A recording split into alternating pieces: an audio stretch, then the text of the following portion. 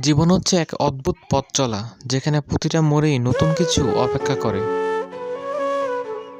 কাল যা হয়েছে তা স্মৃতি, আর আজ যা হবে তা হবে নতুন গল্প তৈরির সুযোগ। জীবন উপভোগ করা সবার জন্য সহজ না, কারো কারো মৃত্যুর মতো কঠিন। পৃথিবীটা বড্ড রঙিন হচ্ছে দিন দিন, কিন্তু আমার জীবনটা দিন দিন সাদা কালো হয়ে যাচ্ছে। কষ্টে কান্না করার চেয়ে কান্না করতে না পারাটাই সবচেয়ে বেশি কষ্টের। একা থাকতে থাকতে মানুষ একসময় একাকিত্বকে ভালোবেসে ফেলে।